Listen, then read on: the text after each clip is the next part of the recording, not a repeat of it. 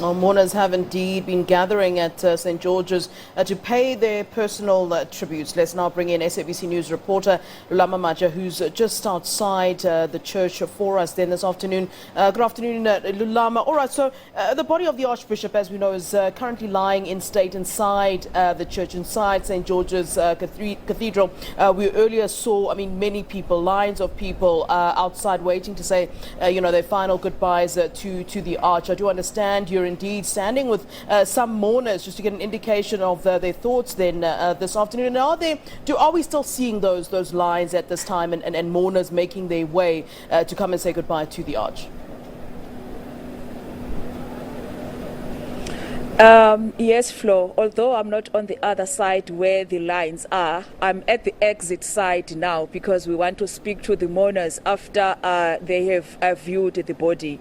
Atule was on the other side where the lines was starting, so he spoke to mourners before they viewed the body. I am now standing with a couple of mourners who have just viewed the body. The viewing started this morning after 9 o'clock. Until it will end at 5 in the evening, and then again tomorrow it will start at 9 o'clock, again ends at 5 in the evening. As I said, Flo, I've got a couple of mourners who have viewed the body. They're just going to tell us how are they feeling after seeing him. Ma'am, how are you feeling after seeing him? No, I'm feeling very sad because he was a great man and we have lost a great leader.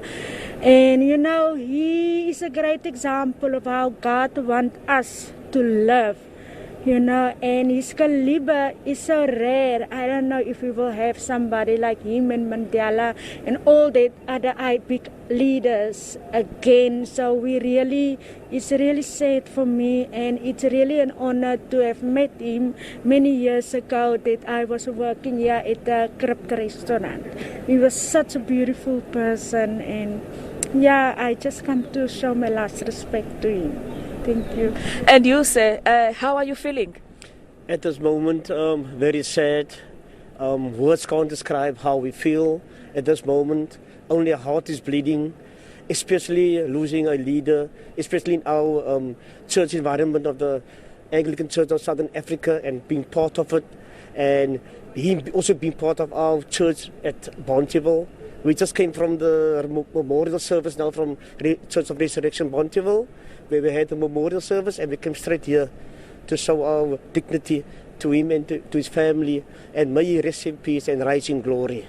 What made you to put your time today to make sure that you come and view his body? What is it that attracted you to him?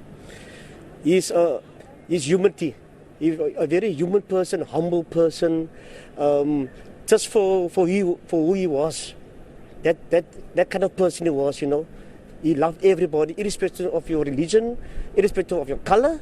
He was there for everybody. And that I've made time for that. Thank you very much. And you, sir, how are you feeling? Yeah, it's a sad day. A leader has died.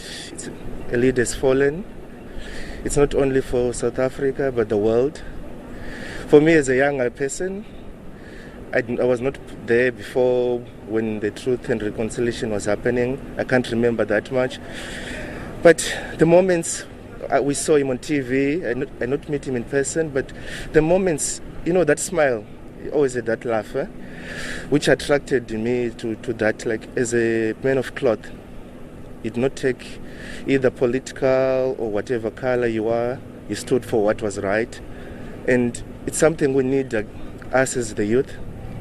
We need to grow young leaders amongst us so that we can carry the spirit of Desmond Tutu. As a young person, what is it that you have learned from him that you think you will continue doing? Me as a young person, I'll say, it's like we are three of us, different races, but it's a rainbow nation. So we need to continue carrying the rainbow nation into the future for the future leaders, because yes, not everyone sees eye to eye on certain things, but that does not mean we can build a different country. We must build the same country which is united so that it can stand forever. Thank you very much. Yes, Flo, those are some of the mourners who came today to view the body of Arch. Yeah, just before we wrap up, Lulama, you know, we saw yesterday a lovely musical and interfaith tribute taking place in honor of the Arch, as the city of Cape Town does indeed continue with celebrations of his life. What more are you aware of at this stage in terms of events to take place in the lead up to the funeral on Saturday?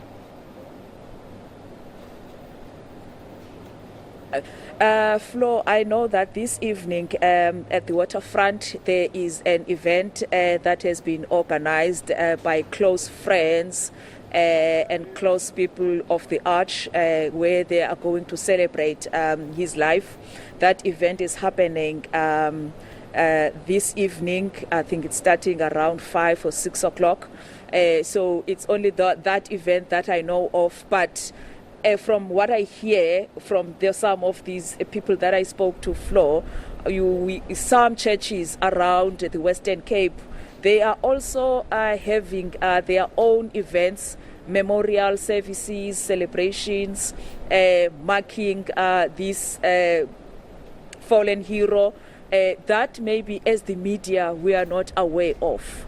They maybe are not inviting us, but as I hear this gentleman here, he was saying that they had a service in their church today to pay tribute to Arch. So there are those events that we get invited to or we know about as the media, but there are those that people do not invite the media. They just do them in paying tribute to Arch. So we will never know all of them. But I think from speaking to some of these people, now we know that there are events happening throughout maybe the country that we don't know of. All right, Lulama Matya, thanks very much to you.